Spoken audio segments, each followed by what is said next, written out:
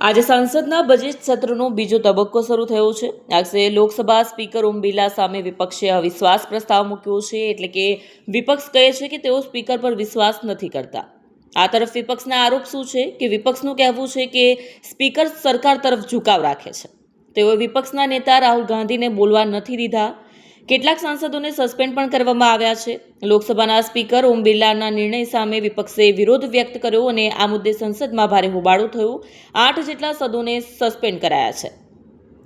શું આ પ્રસ્તાવ પસાર થશે ખરો? લોકસભામાં કુલ 543 સભ્યો છે. સ્પીકરને હટાવવા માટે બહુમતી જરૂરી છે. વિપક્ષ પાસે એટલી સંખ્યા નથી, તેથી આ પ્રસ્તાવ પાસ થવાની શક્યતા ખૂબ ઓછી છે. તેથી આ પ્રસ્તાવ વધુ રાજકીય સંદેશ આપવા માટેનો માનવામાં આવે છે. બીજા મુદ્દાઓ પર પણ ચર્ચા થશે. રાહુલ ગાંધીએ ઇઝરાયલ-ઈરાન યુદ્ધ મામલે નરેન્દ્ર મોદીની ચૂપકીદી પર પ્રશ્ન ઉઠાવ્યા છે. વિપક્ષ અમેરિકાના ટેરિફ, એપ્સ્ટીન ફાઇલ અને અન્ય મુદ્દાઓ પર પણ સરકારને ઘેરવાનો પ્રયાસ કરશે. આ સત્ર કેમ મહત્વનું છે? તો આગામી સમયમાં તમિલનાડુ, પશ્ચિમ બંગાળ અને કેરળમાં વિધાનસભા ચૂંટણી આવવાની છે. તેથી વિપક્ષના પક્ષો પોતાનું એકતાનું પ્રદર્શન કરવા માંગે છે. એટલે કુલ મળીને આજથી શરૂ થયેલું સંસદનું સત્ર તોફાની રહેવાની શક્યતા છે. કારણ કે ઘણા રાજકીય મુદ્દાઓ પર ભારે ચર્ચા અને હોબાળો થઈ શકે છે.